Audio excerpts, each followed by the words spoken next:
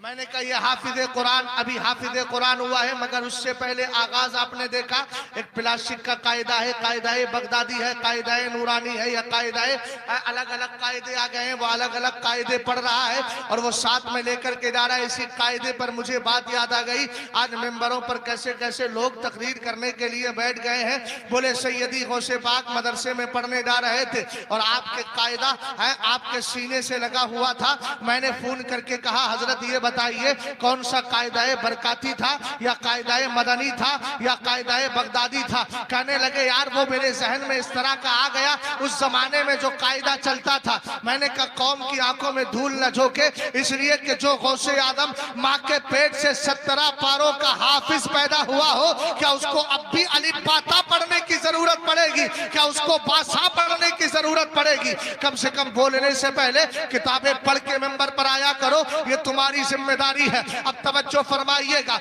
ये बच्चा निकला है घर से, आपने आलिमे दीन बनाने के लिए जो सबसे पहला जीना था, हाफिजे कुरान बनाने के लिए जो सबसे पहला जीना था, वो क्या था? वो आपका कायदा बगदादी, कायदा नूरानी। चूंकि तालिबे इल्म है, इल्म का हासिल करने वाला है, और ये हदीस मुतलक है, इसमें ये तो नहीं है कि जब से कुरान शुरू होगा तब जाकर के उसको ये फजीलत मिलेगी, जब हाफिजे कुरान बन जाएगा तब जाके फजीलत मिलेगी। नहीं नहीं, मेरे आका अलैहिस्सलाम फरमाते हैं एक तालिबे इल्म के कदमों के नीचे फरिश्ते अपने नूरानी पर बिछा दिया करते हैं। और यही बच्चा कि जब ये पारे के मराहिल से गुजर जाता है, लासड़ा मुकम्मल कर लेता है, तब ये हाफिजे कुरान बनता है। मोहब्बत से बोलो सुभान अल्लाह।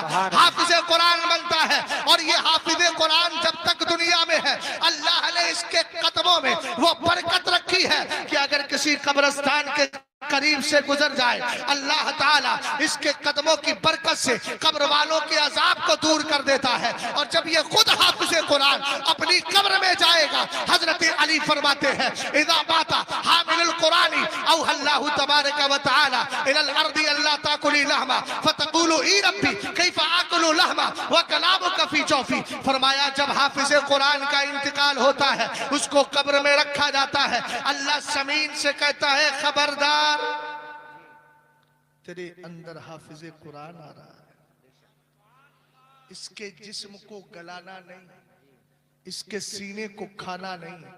जमीन कहती है मौला मैं कैसे उस जिस्म को खा सकती हूँ जिसके अंदर तेरा मुकद्दस कुरान मौजूद है। समझ गए? मैं अपनी जिंदगी के एक वाकया अर्ज कर रहा हूँ। मैं जब हिफ्ज करता था 1999 की बात है, मेरा हिफ्ज भी तकमील के करीब था। उस वक्त मेरे साथ एक हाफिज रईस नामी कुइया ताल महावर के पढ़ते थे। नाबालिगी में हाफिज कुरान बन गए, बालिग हुए। उस साल पहली मेहराब सुनाने का वक्त था।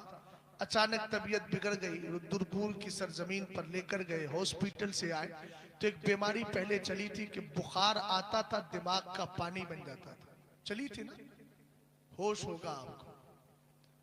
मुझसे भी आप में से कुछ तो ऐसे हैं जो मुझसे भी उम्र दराज है। ठीक है, एक बीमारी चली थी उस जमाने में। अचानक उनका भी इंतकाल हो गया। हाफिज़े कुरान हो गए थे, बड़े चंचल मिजाज के थे। अल्लाह गरीक रहमत फरमाए। कुछ दिनों के यानी तकरीबन 11 महीने के बाद जिस बच्चे ने और जिस बंदे ने उसको महसूस किया, उसने मुझसे खुद बयान किया। कहने लगे कि एक दिन मैं गया उनकी कब्र के करीब, हालांकि उनका घर भी कब्रिस्तान के बिल्कुल सामने था। मैं उनके जनाजे में शरीक होकर के आया था। हम लोग जब गए थे तो उसकी माँ की जो सदाएं थी, आज भी वो चीखें मेरी कान से टकराती है, वो मंजर सामने आता है। उसकी माँ चीख चीख कर कह रही थी बेटा अब तो तेरे यार भी आ गए, अब तो जनाजे से अपनी खाट से अपनी चारपाई से उठ जा। लेकिन जो दुनिया से चला जाता है आंखें रो रो के सुजाने वाले जाने वाले नहीं आने वाले। मैंने उस वक्त वो कैफियत देखी थी। बहरहाल 11 महीने के बाद वो शख्स कहता है मैं गया तो उनकी कब्र से अजीब तरह की खुशबू आ रही थी। मोहब्बत से बोलिए सुभान अल्लाह। मैं दिखाना ये चाह रहा हूँ कि आज भी इस हदीस पाक का जो करिश्मा है, इस हदीस पाक का जो एजाज है, इस हदीस पाक की जो बरकतें हैं, ये पिछले जमाने में सिमट नहीं गई, आज के दौर में भी पाई जाती है। बस शर्त यह है कि हाफिज कुरान गैर मुकल्लिद वहाबी ना हो, हाफिज कुरान बदअकीदा ना हो, हाफिज कुरान चकलालवी ना हो, हाफिज कुरान राफजी ना हो। इसलिए कि ये बरकतें उसी को मिला करती है जिसकी जबान पर दौरे हाजिर में मसलक के आला हजरत की रोशनी में यह होता है कि जान है इसके मुस्तफा, रोज वजू करे खुदा, जिसको हो दर्द का मजा लाजे दवा उठाए क्यों, जिसकी बोली जाते वक्त ये होती है लहद में इसके रुके से लेके चले, अंधेरी रात सुनी थी चराग लेके। नारे तकबीर, नारे रिसालत, मसलके आला हजरत, फैजाने आला हजरत, फैजाने हुजूर ताज शरिया, फैजाने औलिया इकराम, जश्ने दस्तार बंदी। माशाअल्लाह माशाअल्लाह, सुभान अल्लाह सुभान अल्लाह। जो है 11 महीने के बाद जब लोग गए, उन्होंने जमा किया, वक्त ज्यादा हो गया, तवज्जो फरमाइएगा। जब गए तो उसके वालिद ने भी कहा कि आप लोग भी चलें। जुमे के बाद गालिबन लोग इकट्ठा होकर के गए तो थोड़ी सी कब्र भी खुल गई थी। इधर देख भाई, इधर देख, मोबाइल रख ले जब। आपने वो वाकया भी सुना होगा कि हदीस से कश्फ का और कश्फ से हदीस की तायीद हुई थी। तो मैं उसी के कबील से अर्ज कर रहा हूं, ये जुमला अहले इल्म के लिए था। गौर फरमाइएगा, कब्र के करीब गए, थोड़ा सा हिस्सा खुल गया था। गांव वाले कहते हैं किसी ने हल्का सा झांक कर देखा तो जिस्म कफन भी महफूज था। सुभान अल्लाह सुभान अल्लाह सुभान अल्लाह। सरकार ने फरमाया हाफिज कुरान कब्र में जाता है, अल्लाह जमीन से कहता है खबरदार, हाफिज आ रहा है, इसके जिस्म को खाना नहीं। हमने कहा आगे, कहा अल्लाह रब्बुल इज्जत की बारगाह में जमीन कहती है कैफा आकुलु लहमहु व कलामु कफी जौफी, ए अल्लाह मैं उसके गोश्त को कैसे खा सकती हूँ जिसके सीने में तेरा मुकद्दस कुरान आ गया है। मोहब्बत से बोलिए, कुरान आ गया है तो फिर अकीदे की बात क्यों नहीं कर लेते, ताकि गैर मुकल्लिदीन वहाबियों को भी पता चल जाए। अगर कान से इनकी आवाज टकरा रही हो तो ये अकीदा भी मालूम हो जाए। इस हदीस को पढ़ते क्यों नहीं, आंखें मूंद कर शरीयत मत सीखिए। ये पीडीएफ से शरीयत नहीं सीखी जाती है, मोबाइल पर पीडीएफ भेज दी और उसके बाद हिंदी में तर्जमा कर दिया। हमने कहा इस्लाम हिंदी में नहीं उतरा है, इस्लाम की पहली बुनियाद है कुरान पाक, पहला रुकन है कुरान पाक। ये कुरान पूरा अरबी में है, हम अरबी आपको सिखाएंगे। अहले सुन्नत वल जमात का कमाल है, तवज्जो फरमाइएगा। हदीस पाक को पढ़िए और अकीदा बयान कीजिए कि जब सरकार का उम्मती अगर हाफिज कुरान हो जाता है, तो जब हाफिज कुरान का जिस्म महफूज है और हाफिज कुरान कब्र में जिंदा है, तो साहिब कुरान कब्र में जिंदा क्यों नहीं होगा। तू जिंदा है वल्लाह, तू जिंदा है वल्लाह, मेरी चश्मे आलम से। नारे तकबीर, नारे रिसालत, मसलके आला हजरत, फैजाने आला हजरत, फैजाने हुजूर ताज शरिया, खलीफे हुजूर ताज शरिया, हजरत अल्लामा मुफ्ती मोहम्मद शहजाद आलम साहिब किबला मिसबाही जिंदाबाद जिंदाबाद। माशाअल्लाह माशाअल्लाह। यही बच्चा प्लास्टिक का कायदा लेकर मदरसे में आया था, बन गया हाफिज। और जब हाफिज कुरान बन के फिर अगला मरहला आया आलिम दीन। सुभान अल्लाह सुभान अल्लाह। बकिया गुफ्तगू इंशाअल्लाह कल कर लूंगा क्योंकि वक्त इजाजत नहीं दे रहा। हाँ, आलिम दीन। और मालूम है आलिम कौन होता है, चलो हुजूर से पूछते हैं। मेरे नबी अलैहिस्सलाम के सहाबा मौजूद थे, मेरे सरकार ने फरमाया मन अजवदो जूदा। ए मेरे सहाबा ये बताओ सबसे बड़ा सखी कौन, सबसे ज्यादा जूद और सखावत करने वाला कौन। सहाबा इकराम खामोश रहे। मेरे नबी ने फरमाया अल्लाहु अजवदो जूदा, सबसे ज्यादा जूदो करम करने वाला अल्लाह है। यार बोलो तो सही अपने रब के नाम पर। तवज्जो तवज्जो भाई, इधर देखिए कहाँ खो गए, देखो किसको देख रहे हैं, इनको इतना होश ही नहीं है कहाँ देख रहे हैं। अल्लाह के बंदे, ये भी कुछ तकरीर सुनने वाले लोग होते हैं। चचा को देख रहे हो, चचा को कल देख लेना, इसी गांव के तो है। मेरी तकरीर सुन लो जरा ध्यान से। ऐसे लोग होते हैं कि जो जलसे में बैठ के भी हाजिर होके भी गायब। इनको कहते हैं ये प्रेजेंट नहीं है, अब्सेंट है ना। हाँ, ऐसी ऐसी हाजिरी नहीं चाहिए भाई, जरा मोहब्बत से बोलो। मैं इसलिए कह रहा हूं कि आप मेरे अपने हैं, मैं आपका फायदा कराना चाहता हूं। तवज्जो फरमाइएगा। एक आलिम दीन सरकार अलैहिस्सलाम ने फरमाया मन अजवदो जूदा, बताइए सबसे बड़ा सखी कौन।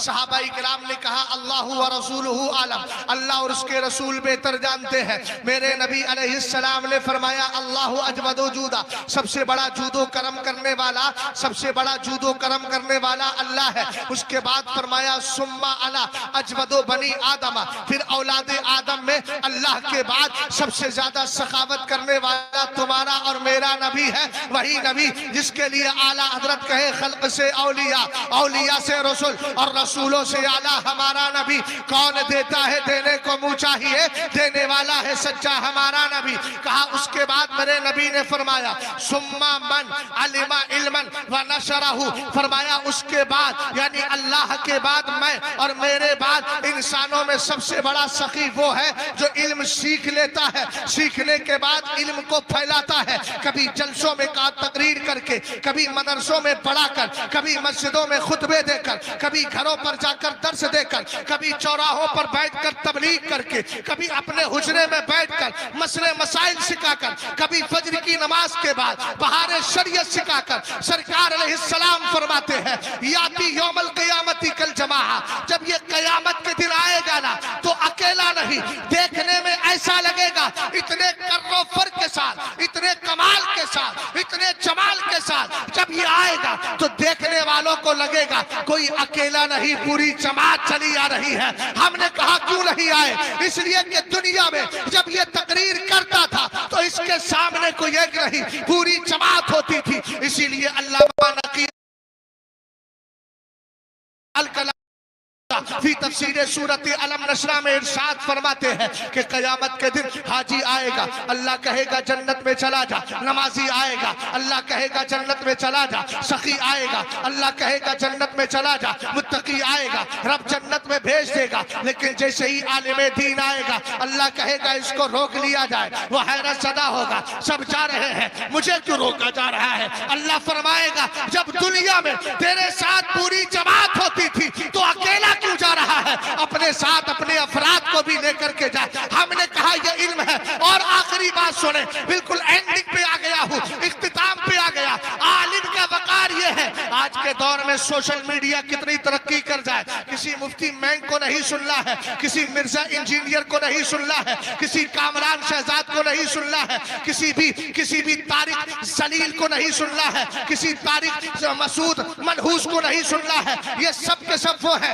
जो तुम्हारे अकीदे पे हमला करते हैं। अरे यार, सोशल मीडिया से दीन सीखने वालों, अभी मस्जिदों के इमाम जिंदा है, अभी मदरसों के उस्ताद जिंदा है, अभी हम जैसे लोग कुरान और हदीस सिखाने वाले, जलसे में आने वाले उलमा जिंदा है। इनसे दोस्ती कीजिए, इंशाअल्लाह कमाल हासिल होगा। और याद रखना, उलमा से कितनी भी दुनिया तरक्की कर जाए, उलमा की जरूरत यहाँ भी है, वहां भी है। जिससे मोहब्बत करें, बताएं कैसे। कयामत के दिन जब अल्लाह हिसाब फरमा देगा, जन्नती जन्नत में चले जाएंगे, जन्नती जन्नत में चले जाएंगे। अल्लाह फरमाएगा ए जन्नतियों सब कुछ मिल गया। सब कहेंगे मौला बड़ा इनाम हुआ, तूने तो तरह तरह के मेवेजात, तरह तरह की चीजें दुनिया में हमारी लिए जन्नत में रखी है। अल्लाह फरमाएगा और कुछ चाहिए। अब सब सोचेंगे सब तो मिल गया, अब क्या मांगे।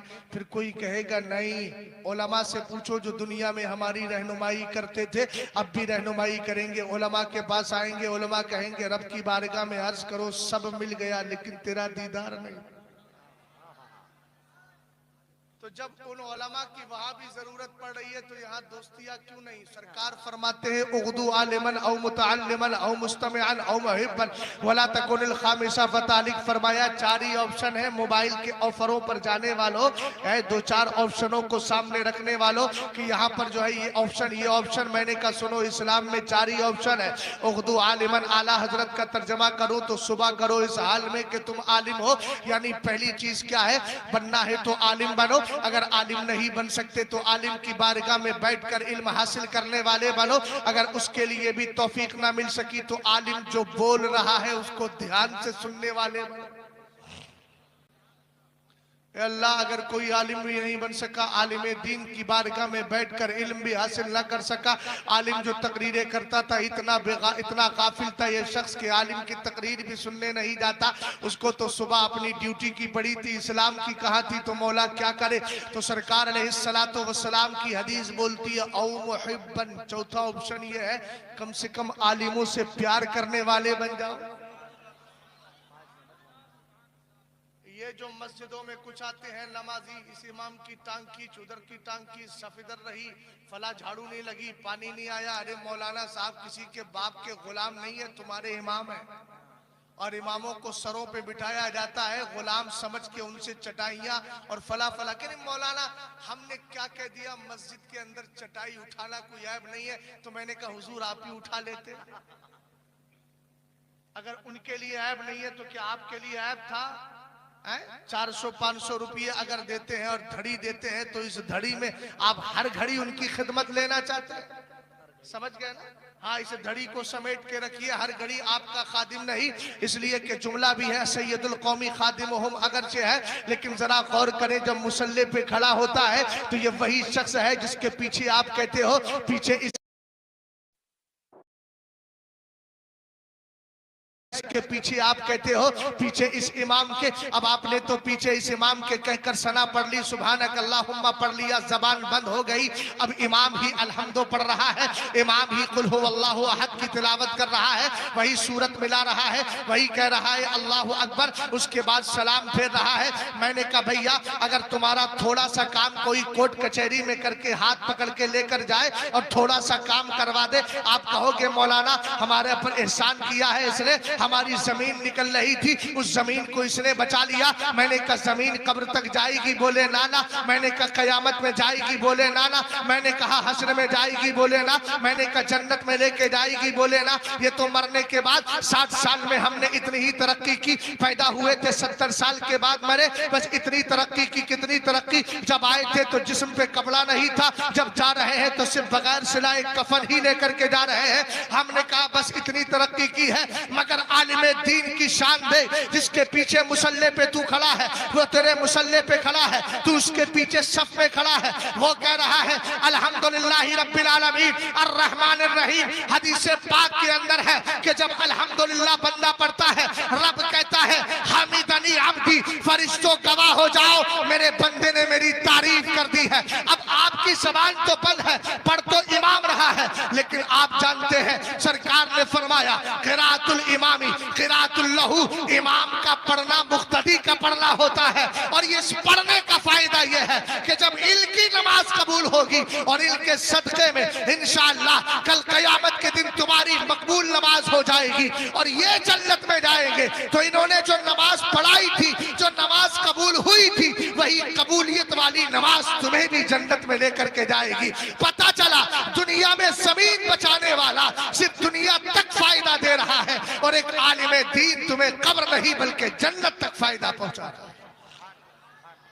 इसलिए सरकार ने कहा औ मुहिब्बन, क्या करो, मोहब्बत करने वाले बनो। इंशाअल्लाह मदरसा चल रहा है, जितने मदरसे हैं, जो भी सुन्नी मदरसे हैं, सिर्फ सुन्नी मदरसों में चंदा देना, समझे कि नहीं समझे? हाँ, बदअकीदा लोगों के घर मदरसों में चंदा दिया और वहां से हुजूर के गुस्ताख पैदा हुए ये कि हुजूर तो मर के मिट्टी में मिल गए माज़अल्लाह, तो तुम्हारे चंदे का भी कल क़यामत के दिन हिसाब होगा। तूने पैसा ऐसी जगह दिया जहां मेरे गुस्ताख पैदा किए जाते थे। ऐसे मदरसों को चंदा दो जहां से बच्चे पैदा हो और निकले तो ये कहते हुए निकले, क्या कहते हुए निकले, उन्हें जाना उन्हें माना, न रखा गैर से काम, लिल्लाहिल हम्द, मैं दुनिया से मुसलमान गया। अब जरा आप इतना बताइए कि मैंने मदरसे की इतनी अहमियत बयान की और मदरसे के ताल्लुक से इतना कुछ मैंने अर्ज किया, ऐसी जगहों की मदद करना चाहिए कि नहीं? क्या ख्याल? अरे बोलो, सर लटका के काहे बैठे हो? आपसे कहा जा रहा है, ऐसा नहीं है कि आपकी जेब से निकाला जा रहा है, मगर जो देता है वो भी सुन ले, मन जा अबिल हसना फलहु अशरु अमसालिहा। कुरान कहता है तुम एक नेकी करो हम तुम्हें 10 का सवाब दे दें। हमने कहा कुरान अगर हम 1 रुपया खर्च करें तो तो कुरान कहता है मसलुल्लज़ीना युनफ़िक़ूना अम्वालहुम फ़ी सबीलिल्लाहि कमसली हब्बतिन अंबतत सबअ सनाबिला फ़ी कुल्लि सुंबुलतिन मिअतु हब्बा वल्लाहु युज़ाइफ़ु लिमन यशा वल्लाहु वासिउन अलीम। कुरान ने कहा जो लोग अल्लाह की राह में खर्च करते हैं उस खर्च करने की मिसाल ऐसे है जैसे एक दाना जमीन में डाला, उससे एक पौधा निकला, उसमें 7 बालियां, हर बाली में 100 दाने, तो कितने हो गए 700। कितने हो गए 700। तो एक खर्च करने पे अल्लाह 700 का सवाब दे रहा है। तवज्जो है, 700 का सवाब दे रहा है। याद रखिएगा, हमने कहा अल्लाह इसके आगे भी मिलेगा। कुरान कहता है वल्लाहु युज़ाइफ, अल्लाह 700 से भी बढ़ा देगा जिसके लिए चाहेगा। क्यों बढ़ा देगा? वल्लाहु वासिउन अलीम, अल्लाह तो वुसात वाला है, वो जितना चाहे बढ़ाए है, वो तो इल्म वाला भी है, वुसात वाला भी है। इसलिए जो हजरात भी मदरसे का ताउन करना चाहते हैं करें, कोई जरूरी नहीं है कि हम 15,000 से करें। अगर हमारे पास 1500 ही है वो भी दे सकते हैं, अगर 1500 नहीं है तो 500 भी दे सकते हैं, 500 नहीं है तो 200 भी दे सकते हैं, 200 नहीं है तो 100 भी दे सकते हैं। लेकिन दीजिए ताकि अल्लाह ताला आपको क़यामत के दिन इसका अजर व सवाब अता फरमाए।